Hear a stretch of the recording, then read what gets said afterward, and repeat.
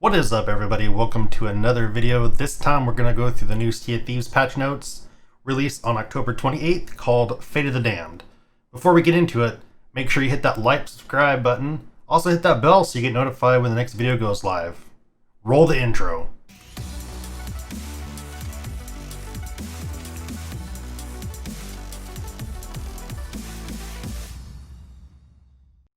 Here you can see the patch notes page. I'll go ahead and post that link down in the description of the video. But we're just going to go through this kind of piece by piece. Fate of the Damned, ready to come face to face with the fate. So we have Fate of the Damned release notes. So look at these. Alright.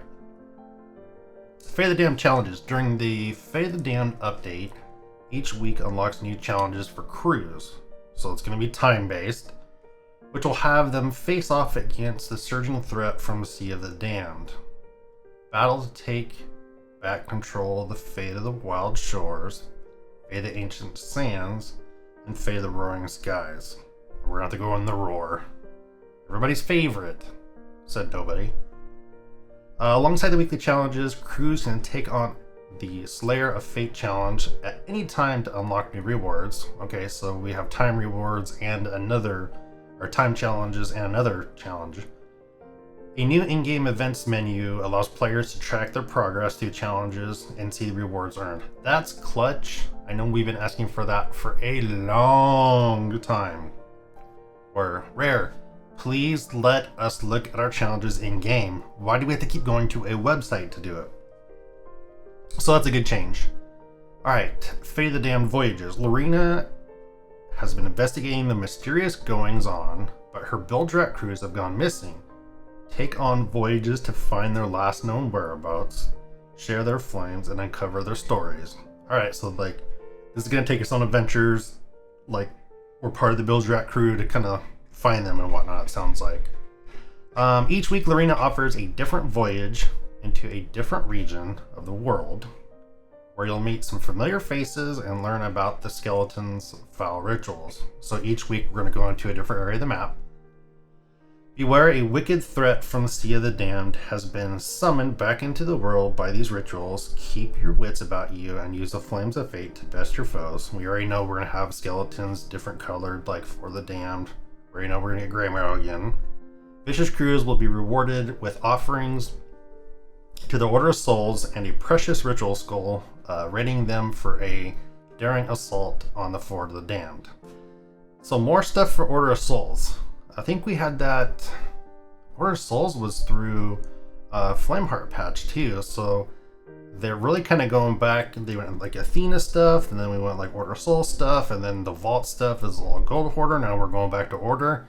I know Merchant's boring, but man, Merchant's getting the shaft here.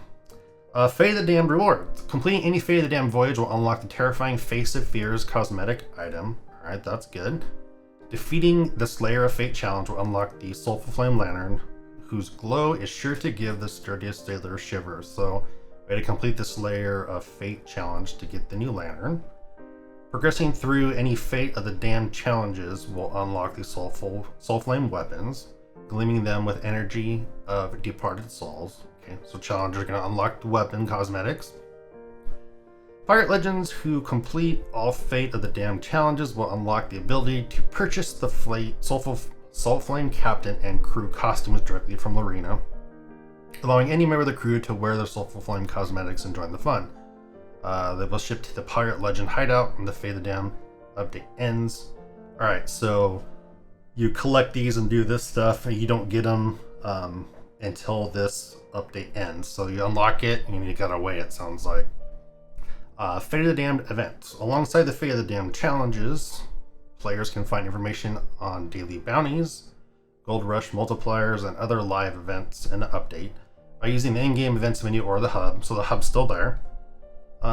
As the threats of the Sea of the Damned sneak through the Sea of Thieves, it's time for Ghoul and Glory weekend. Earn double gold reputation during the last week in October. So the weekend that's coming up here, we're going to get double gold and reputation. As you can see at the top of the screen as well, there's going to be Twitch drops here pretty soon. Let's see. Fortnights are coming back. on Friday, head to Active Skeleton Forts or Brave the Dreaded Fort of the Damned and storm those vaults for boosted stronghold rewards. So that might get more people to hammer on forts. We'll see. During the Fate of the Flame update, each day hosts a Stronghold Sharefest, when 3 of your Stronghold loot items will earn you 5,000 gold if handed in by another crew. So if you get Stronghold items and somebody yoinks it and they turn it in, they get the credit and you get gold for it. So that's kind of a weird change. Alright, now on to the Pirate Emporium stuff here. So we have this new ship set, looks like, coming out.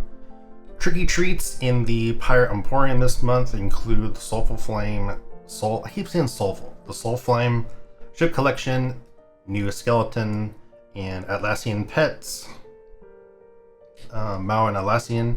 We have frightening face paints, emotes, skeleton arm, and a free lantern dance. The Soul Flame ship collection, dress your ship up to haunt the seas with the collection, complete with the special collector's figurehead and sails. The Soul Flame ship bundle is also on offering, including all major ship cosmetics at a terrifying good discount for Emporium customers with fewer ancient coins to spare. Still want a speculative ship. An essential bundle is now available. Offers just a figurehead, hull, sails, and flag. So here's another thing about this ship set. Xbox tweeted out yesterday that if you buy the game between October 28th and November 3rd, you'll receive the ship set, ancient coins, and the skeleton skin. So if you don't already own the game and you're thinking about get it, this is probably a good time to get it because you get all this stuff included. It kind of hoses those of us who already own the game, so that's kind of crappy, but is what it is. Alright, we have skeleton pets. We already talked about that a little bit.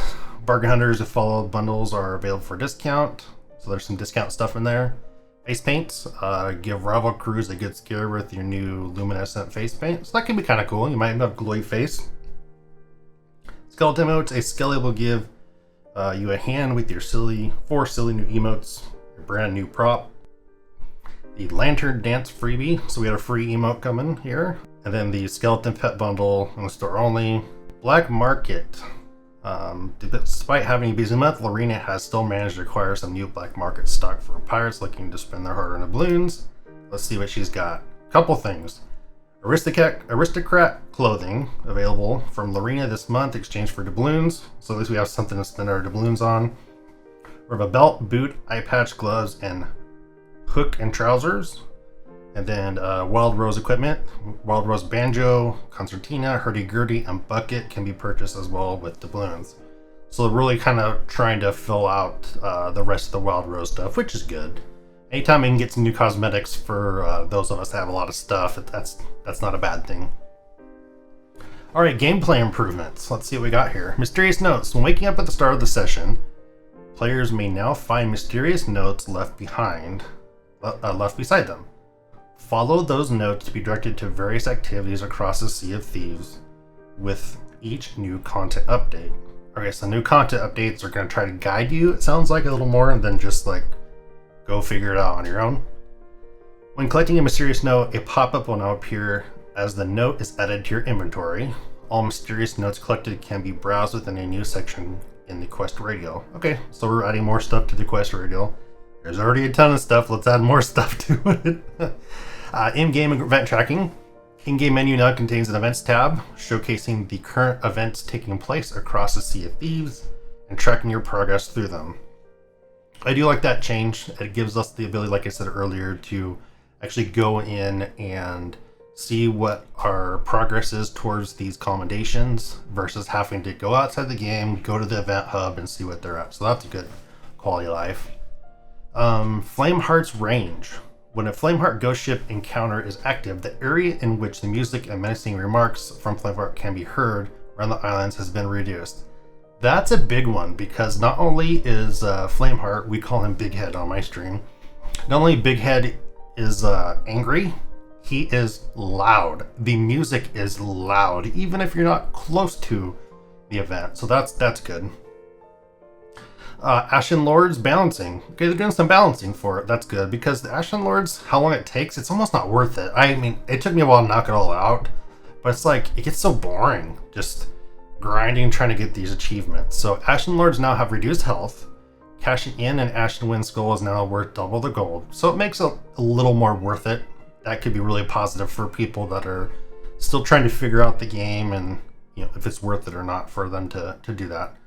When defeating Ashen Lord, players will be guaranteed a Chest of Rage and a Ritual Skull as rewards, with all rewards gained from this encounter increased in value.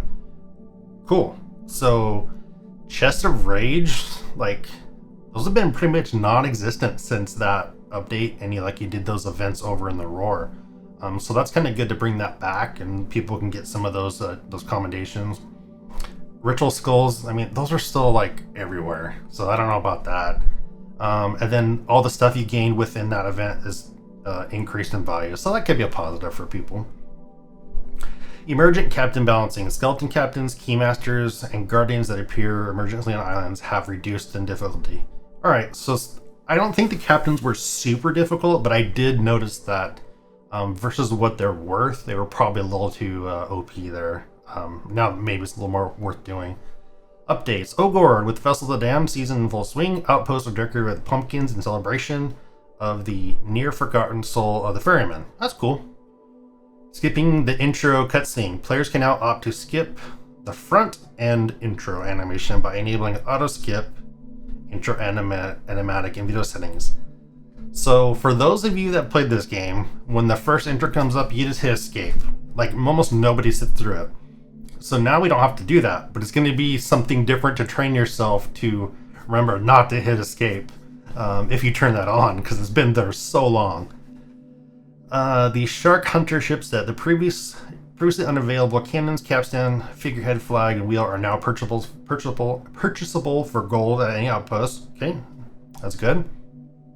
Xbox Series X and Series S optimization. Sea of Thieves has been optimized in preparation for the next console launch. Cool. Accessibility. There can never be too much accessibility in gaming, in my opinion, so this is great that they're continuing to tack on specific things. So players can now bind a key to auto move, allowing their pirate to move forward in that direction until stopped. We had that in a game called Smite, where you can double click a key and your character would run until it got to a specific area. So that can be kind of fun, if pretty useful, I think, even for anybody. Like if you have a long ways to go to cash something in, you just hit your key and you can kind of he'll just do whatever, he or she'll do whatever. So that's good. Auto move functions as expected while traversing land or swimming, but also applies forward motion to actions such as raising the capstan and climbing ladders. While players still need to interact with those items to begin with, the use of auto move can now be a need for a held action interaction. So that's kind of cool. So if you're raising the capstan, you can attach to it, hit that key, and your little person will just go around and raise the capstan. You don't have to hold down the key. So that's kind of cool. Let's see. Narrate emotes. When let games read to me is enabled, emotes performed by other players will now be narrated and described in the player. Okay. Hiding emotes that hide the player's gamer tag will not be narrated. Alright. For the Tuckers out there. Fixed issues. Gameplay. When performing an emote, you should now consistently perform that action for any player observing you. When a Make the Dawn appears alongside a sloop, it should now circle the ship and more frequently find opportunities to attack while the ship is moving. So I've noticed for the past couple patches, Megs, when they spawn, you pretty much have to anchor. It's especially on the sloop, it's difficult to get them to actually attack you. So that could be good, that could be bad, this change, depending on if you want to attack Megalodons or whatnot.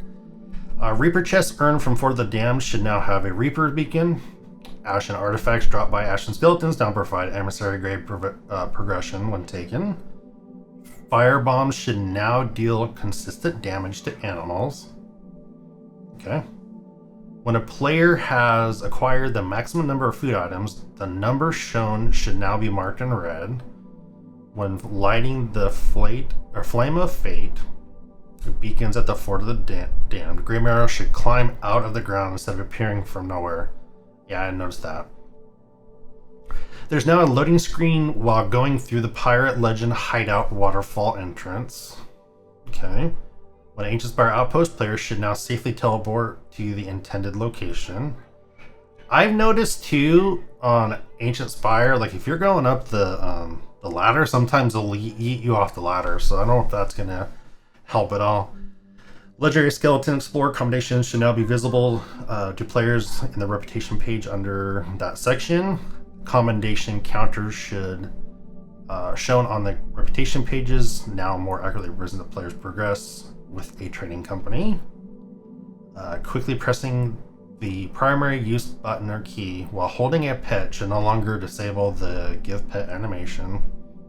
Drop capstan tutorial prompt now resets properly if a player's ship sinks while on screen within the radius of the maiden voyage.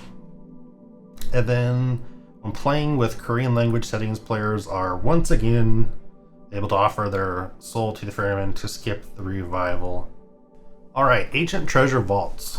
The Ancient Vault key will now disappear once the vault is complete. I've noticed that the key just sits there even after the vault is complete.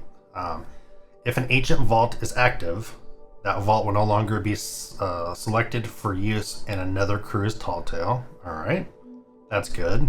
Like, see, there can be some confusion or really kind of slow players down on a tall tale if the tall tale makes you go to a vault and that vault is actually in use by somebody else. If an ancient vault becomes active, other crews will be notified that the vault is unavailable when approaching the door. Robots should no longer clip through ancient vault door, and it should now be less likely for players to have more than one torn map piece per island. I guess they're getting more torn map pieces. Tall Tales. Heart of Fire, the lever in Stitcher Jim's hideout now works repeatedly as intended. Okay. I noticed that sometimes you'd hit that and it wouldn't work all the time. Heart of Fire, dying and then being revived in lava now properly kills the revived player again. Okay. I think if you die in lava, you should just it should just take you to the ferry. Because, I don't know. Heart of Fire, this Tall Tale no longer shows shows as new in the Tall Tales tab. Alright, whatever. Pirate Emporium, switching currency should now properly update the price in the item preview. Alright, that's important. Environment, emergent locations on Devil's Ridge for animal crates and gunpowder barrels have been updated to ensure they can be reached by players. Apparently there was locations you couldn't get. When engaging the Skeleton Fort on Sailor's Knot Stronghold. Upon reaching the Skeleton Lord, players should no longer become stuck in the fort wall during combat. That's pretty important. The rocks near Daggertooth Outpost will now have appropriate collisions. So, kind of funny thing there, we've noticed in the past probably 2 patches that you can crash into things and it kind of just goes boop and bounces you off. And we call it the pillow mod, that we installed the pillow mod so we don't take damage there. So, apparently that's going to go away. No more pillow mod. Players can no longer get stuck in the Pirate Legend hideout and appear in the sea near Sea Dog's Arena. Okay. Players should no longer be safe teleported when moving around the vault entrances. Players should no longer be safe teleported when moving around the vault entrances. Okay. The walls of the tunnel outside the Vault of Mermaids hideaway should now be visible all times. Okay. The corrupt textures in the Kraken's Fall vault have been removed. The Dust Rock visual effects will no longer be floating near the Kraken's Fall vault. Players should no longer be able to dig the ground inside the weapon and equipment shops on outposts. Okay. There is no longer a hole in the western rock outcrop on shores of gold. Gold! Like somebody literally oh, there's a hole in a rock way up there. And then the skull lamp at Miranda's Arch should now be attached to a post and no longer floating in air. Come on. Visual and audio. When following an X marks the spot map, did they fix it? When following a X marks the spot map. The thunk sound can now be heard upon digging in the right location.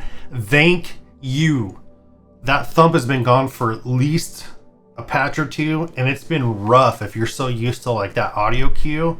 Like you'll dig, and then if you don't hear it, you just move on. But presently, you've had to actually like see, oh, did I dig something up? That is a good thing to bring back. Finally, when the Ashen Curse is equipped, it should now appear while on the Ferry of the Damned. The Hunter figurehead, Crab figurehead, Parrot figurehead now have the correct icons when viewed in the ship cosmetic chest.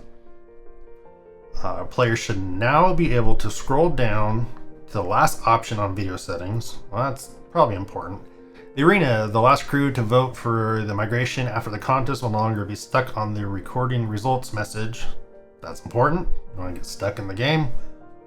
Custom server. Steam players should now be able to join an active custom server after receiving an invite. Players should no longer be able to browse the store at North Star Sea Post on a custom server, and then players should no longer be able to browse the arena's black market while on a custom server. Steam. Players who unlock incorrect achievements on Steam before June 3rd, 2020 will now have the incorrect achievements removed upon the next login. But if the achievement was legitimately earned, since that it will stay. So if somehow you hacked around and got an achievement you're supposed to before June 3rd, you ain't got that no more. Players who have not had their Xbox achievements carried over to Steam will find the achievements correctly synced now. That's good. When attempting to join the game without an invite to Steam, players will now be shown the correct notifications. Alright. Performance stability. This is always a key one with this one. Improvements to server performance are using lag spikes, rubber banding, and server correction during gameplay. Servers have been kind of rough this past patch, so hopefully that's solved. Improved client stability when loading into Arena Tavern upon selecting Duo Sloop Open Crew. Improved client stability when idling on Ferry of the Damned for an extended duration. Improved server stability when progressing through Tall Tales. Improved Xbox load times from when a player sets sail on the front end to when they arrive in the world. Xbox load times have been pretty slow, we've noticed on stream. Improved and optimized client performance. Optimized a range of islands across the Devil's Roar to improve client performance. And then camera movement should now feel smoother when using keyboard and mouse on Xbox consoles. Known issues. In-game event tracking. On rare occasions, players can end up with their event progress out of sync when viewed via in-game menu. This can be fixed by restarting the game and logging back in. So I've noticed with most combinations in the game, when you go look at it, even if you unlocked it, like right when you unlock it, it doesn't show. You actually have to exit out of the combination, go back and look at it, and it's not updated. So apparently there's stuff here where now you legit have to restart the client to get those to show up. Mysterious note completion. When following the actions defined in mysterious notes, the notes will not be removed from your radio until the next time you log in. So even though you complete it, it's still going to be there. That's going to be confusing if you forget. Fate of the Damned voyage localization. Players may find that text encountered during Fate of the Damned voyages missing in their language. Players impacted by following server migrations. Migrations have been kind of iffy lately. When currently tracking a number of player impacting issues which occur following a server migration, we're currently tracking. These include crew migrating over near outposts, finding themselves moved to a location where another ship is already present, and issues with ship interaction points following migration. So there's still some migration issues. Ranged and melee weapon hit detection. They're never going to get this figured out. Hit reg is always been a thing with Sea of Thieves. In areas of intense action, players may find themselves firing shots or landing strikes that do not cause damage to their targets, while improving continues to be delivered during our content updates. This continues to be a key priority for the team. I don't know about that. They keep saying that, like, they said that for like 2 years. So they're really kind of struggling with hit reg. I don't know why, but whatever. And then stuck in UI menus. When interacting with the barrel and quickly moving through its inventory, players will find that the barrel's state is not updated as items are removed. Players can also experience game options becoming stuck on the screen when exiting a barrel in this state. So I've had this quite a bit this last 2 patches where you'll get into a barrel, they'll show supplies in there, you try to get it, you can't get anything. You get out of it, you get back into it, there's still stuff you can't get out. So that's probably what that is. And then it says to learn more about the known issues, head over to the forums. This patch is for Xbox 5.82 gigs, Xbox One X 7.72, Windows 8.12 gigs, and Steam 5.46 gigs. So this is a pretty beefy patch. One of the bigger ones for Windows 10. I want to say they're usually in the 6 gig-ish area, so this one's got quite a bit of an update here. So that's it. That is the patch notes for Fate of the Damned. Once again, make sure you hit that like and subscribe button, and we'll catch you on the next video.